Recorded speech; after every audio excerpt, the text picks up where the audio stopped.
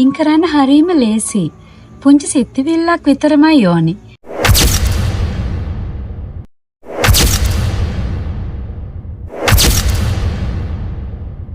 මේ ලෝකේ හැමෝටම අයිති. මිනිස්සුන්ට, සත්තුන්ට, ගහට කොළට, ඇලදොලට, පරිසරයට හැම දෙයකටම මේ ලෝකේ අයිති. ඉතින් මං අද පුංචි කතාවක් කරන්නයි යන්නේ. බලන්න මේ දිමියෝ රංචුව. මේ දිමියෝ රංචුව අපිට ලොකු ආදර්ශයක් දෙනවා. ලොකු කතාවක් කියනවා මේගොල්ලෝ මනුස්ස විදියට අපිට. මේ දිමියෝ පුදුම එකමුතුකමක් තියෙන සත්ත්ව කොට්ටාශයක්. මේගොල්ලන්ගේ එකමුතුකම ගැන හරි පුදුමයි. කෑමක් දැක්කහම ඒ කෑම තියෙන තැනකට මුළු කණ්ඩායමම එනවා. මොකක් හරි සංනිවේදන උපක්‍රමයක් ඒගොල්ලකට යොදා ගන්නවා. ඒ කෑම තියෙන තැනට ඇවිල්ලා ඒ කෑම තමන්ගේ ප්‍රමාණයටත් වඩා ලොකුයි, බරයි. ඉතින් තනියම අරන් යන්න බෑ.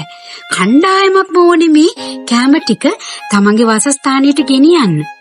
ඉතින් මොකද කරන්නේ? ඉතින් ඔන්න මේ වෙලාවට මේකේ ඉන්නව කණ්ඩායමේ සංනිවේදන පහසුකම් එහාට මෙහාට අරන් යන කොටසක්. ඉතින් එයාලා ඉක්මනින් ගිහිල්ලා මුළු කණ්ඩායමටම මේ ගැන කියනවා. ඔයාලා හොඳට බලන්න දිමියෝ දෙන්නෙක් පාර මාරු වෙන විදිය. එකට එක මුණ ගැහුනම ඒගොල්ලෝ එකිනෙකාට ආචාර කරනවා වගේ මට හිතෙන්නේ. චුට්ටක් වෙලා එතන රැඳිලා මොනවාදෝ මුමුණලා තමයි ඒගොල්ලෝ යන්නේ. මට හිතෙන්නේ යාලා කියනවා ඇති එන්න මෙන්න මෙතනයි කැම තියෙන්නේ. මෙන්න මෙතනයි අපිට ඉන්න පුළුවන්. යන් අපි කට්ටියම යමු. මෙන්න මේ වගේ උපදේශක් දෙනවා කියලා තමයි මට හිතෙන්නේ. ඉතින් මෙන්න මේ යාළුවාගේ ජීවිත කතාවත් එක්ක මම තව පුංචි කතාවක් මගේ යාළුවන්ට කියනවා. පින් කරන්න මහා සල්ලි ඕනේද? ඇත්තට මේක මට තියෙන ප්‍රශ්නයක්. පින් කරන්න ගොක් සල්ලි ඕනේද? නෑ. පින් කරන්න ඕනේ ආදරණීය සිතුවිල්ලක් විතරමයි.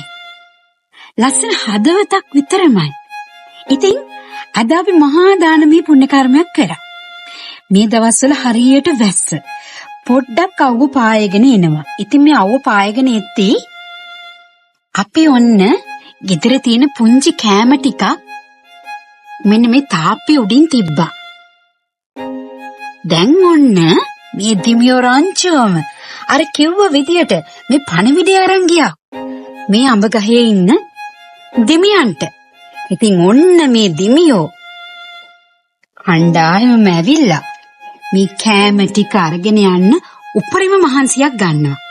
ඇස්ස වෙලාවට මේගොල්ලන්ට ගොඩාක් දුර යන්න ගියාම ඒගොල්ලන්ගේ ජීවිතවලට තර්ජනයක්. රැස්සට හවුනොත් එහෙම නැරෙන්නත් පුළුවන්. ඉතින් මේ ගොඩාක් දුර ගිහිල්ලා තමයි මේ අඹ ගහට ඒගොල්ලෝ නැගින්න ඕන. ඉතින් ඔන්න අපේ ගෙදර ලොකු මහත්තයා පුංචි වැඩක් අර කැම ටික දානවත් එක්කම තව ලොකු පිනක් කරා.